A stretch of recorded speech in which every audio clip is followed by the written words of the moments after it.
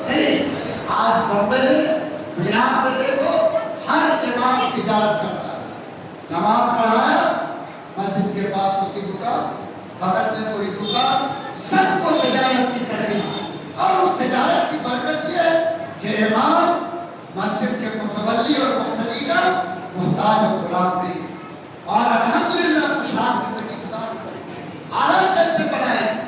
آپ میں سے اگر کوئی چاہے کہ مسجد کے قریب میں کوئی دکان ہے، امام صاحب آپ پر نماز پڑھا، آپ نے مل کر اس کو 50,000 کی پونجی دے دی کہ آپ امام صاحب اس کو امانت سمجھ کے لگائیے، آپ آہستہ آہستہ واپس کیجیے گا، لیکن یہ بھی آپ کی معاشی حالت کو بہتر بنانے کا ذریعہ، تو بولو اس سے بھی امام کی زندگی خوشحال ہو سکتی کہ نہیں ہو سکتی؟ یہ بھی ان کے لیے بہتر سے بہتر بات ہے۔ اور بچوں کی تعلیم کے بارے میں اور امامت کے بارے میں فاصلہ رکھیے۔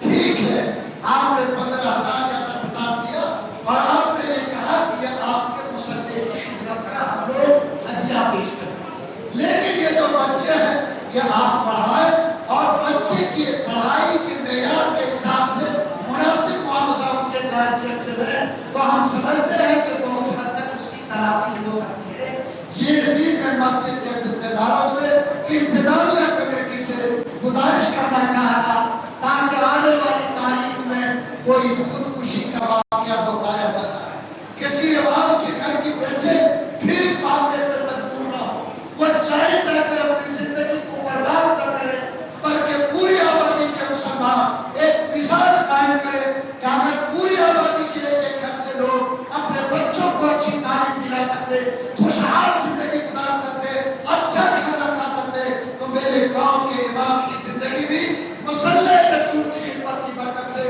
اتنی ہی شاندار اور جاندار بن گئے۔ بولو انشاءاللہ یہ آپ کی شان کو دوبارہ کرے گا، آپ کی حیثیت کو دوبارہ کرے گا، اللہ اپنے قدیم آپ کی محبت کو زیادہ کرے گا۔ یہ وہ باتیں تھی جو آج کی مجلس میں نے آپ سے گزارش کی ہے، کیا انشاءاللہ ہم لوگ یہ تینوں بات کا خیال رکھیں گے؟ مسجد بننے لگے گی تو تعمیر کا کام ہوگا تو دل کھول کر حصہ لیں گے رب کے لیے، قبر کو سازگار بنانے کے لیے، اللہ کے گھر کے یہاں اللہ کے بنائے ہوئے گھر کا حصے دار بننے کے لیے۔ اور یہ سجدہ تو پیاری زندگی ہے، بڑی بابت کرتے ہیں، اس سے نوجوان اور بوڑھے بھی اپنی آبادی کی مسجد کو آباد رکھیں اور مؤذن اور امام کو ان کی شان کے مطابق عزت دے کر خدمت کر کے ہم لوگ اللہ کے نزدیک انشاءاللہ سرخرو بڑھیں گے۔ میں ایک بات تھوڑی سی ذکر کر دوں کہ مسجد کو صرف نماز گھر مت رکھیے، آج کے حالات میں مسجد کو ایک خدمت کا مرکز بھی بنا رکھیے۔ آپ میری بات سمجھیں، مسجد میں نوجوانوں کی تربیت، مسجد میں خواتین کی مزاج سازی، مسجد سے ذریعے غریب محتاج اور بیواؤں کی مدد، مسجد کے ذریعے سے بیماروں کی خدمت، تاکہ جو سرکار آج ایک نظر سے سوچتی ہے کہ انہوں نے عبادت کے نام پر گھیر لیا ہے جگہ کو، ان کو یہ سمجھائیے کہ میرے آقا نے جو مسجد کی تعمیر کرنے کا حکم دیا، اس سے صرف اللہ کی عبادت نہیں مخلوق کی خدمت بھی ہوتی ہے، ملک کی خدمت بھی ہوتی ہے، انسانیت کی خدمت بھی ہوتی ہے۔ اس لیے آج اگر یہ مزاج آپ کا بنے کہ کم سے کم کسی عید اور بقرعید کے موقع پر اس آبادی کے جو بیوائیں ہیں، غریب ہیں، ان کو آپ کس بنا کر یہاں سے تقسیم کریں اور کوشش کریں کہ اگر پڑوس میں کوئی غیر مسلم محتاج یا ضرورت ان تک نہیں، اگر آپ کوشش کریں کہ محلے میں کوئی غریب آدمی ایسا ہے تو ہاسپٹل میں دے رہا ہے، آپ ان کو کریں، اگر موقع ملے تو کوئی اگر ہومیوپیتھی ڈاکٹر اگر 1 گھنٹے بعد کہیں پر مسجد کے کونے میں دے کر اگر وہ کچھ مریضوں کو دیکھ کر کے دوا دے سکتا تو آپ اس طرح کے فری خدمت کا نظام بھی مسجد کے نظام سے جوڑیے، تاکہ آنے والے دن میں جو لوگ مسجد پر انگلی اٹھاتے ہم لوگ ان کو منہ توڑ جواب دے سکے کہ یہ صرف رب کو راضی کرنے کا کر نہیں بلکہ رب کی مخلوق کو بھی آباد کرنے کا بہترین ہے۔ ابھی آپ نے دیکھا ہوگا کہ بنارس کے موقع پر جب کمبھ میں حرکت ہوا ہے، لوگوں نے مسجد کے دروازے کھولے، ان کی خدمت کی اور اس کے ذریعے سے انہوں نے یہ سمجھایا کہ یہ رب کا گھر ہے، یہ کسی ایک کے لیے نہیں، سب کے لیے اس کا دروازہ کھلا ہے، اور انہوں نے اپنی شان اور عظمت کو برقرار رکھا۔ تو انشاءاللہ ہم لوگ مسجد کے نظام کو ایسا جہت بنائے کہ ہم لوگ ہر بولنے والے کو ایسا جواب دے سکے جو مسجد کی صحیح تصویر ملک اور سماج میں پیش کرے۔ اللہ تعالیٰ سے دعا ہے کہ اللہ تعالیٰ یہ کہیں بھی باتوں پر ہم تمام بھائیوں کو عمل کرنے کی توفیق عطا فرمائے۔ انشاءاللہ میرے پاس شروع گیا کہ دیکھیے لڑکے نے انگنت طلاق بیوی کو دے دیا، میرا مسئلہ بتایا۔ ہم نے ان سے کہا کہ ہم لوگ طلاق کا مسئلہ شروع پر نہیں بتاتے، جو صحیح بات ہے وہ نہیں ہے۔ اب پتہ نہیں کس نے اس کو کیا گل بنایا، اس نے ذرا گھما پھرا کے اس کو لکھا تاکہ معاملہ زیادہ کٹ آف نہ ہو۔ اس نے فتویٰ دیا تاکہ مفتی کے ہاں جو فتویٰ جائے وہ فتویٰ یہی کہیں گے کہ اگر سوال یہ ہے تو اس کا جواب دیں، بہرحال اس کو جواب بھی دیں گے۔ لیکن میں آپ سب سے کہتا ہوں کہ سماجی طور پر اس وقت جو گناہ سب سے زیادہ ترقی میں ہے وہ طلاق کا گناہ، طلاق کا ریشیو۔ یہاں بہنوں کے دار میں یہاں آپ لوگ سب بیٹھے ہیں،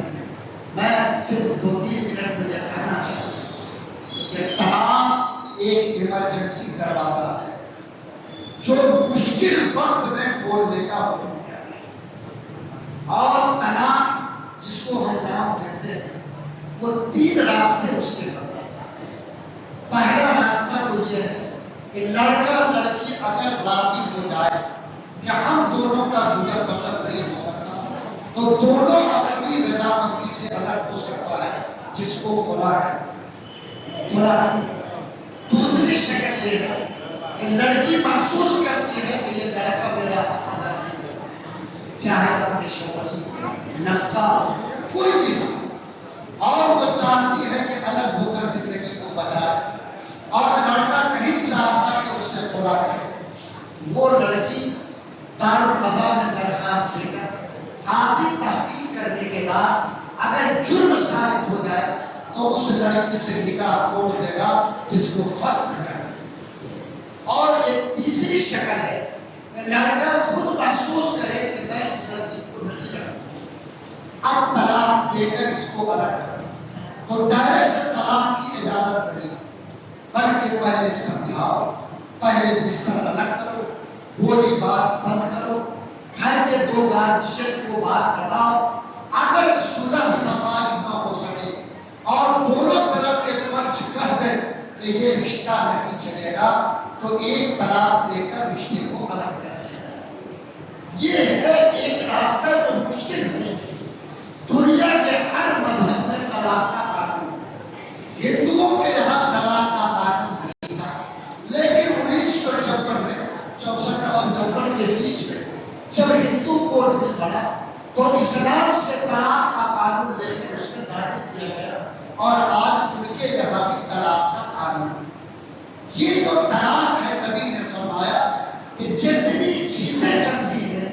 اور جو اللہ کو ناپسند ہے ان میں سب سے ناپسندیدہ ہے طلاق۔ اور جب کوئی بندہ بلا وجہ طلاق کی بولی بولتا ہے تو اللہ تعالیٰ کا عرش ہلنے لگتا اور اس وقت تک ہلتا ہے جب تک کہ اللہ کی پھٹکار اس کے اوپر نہیں ہوتی۔ اتنی خطرناک رشتہ کتنی دیر سے ہوتا ہے،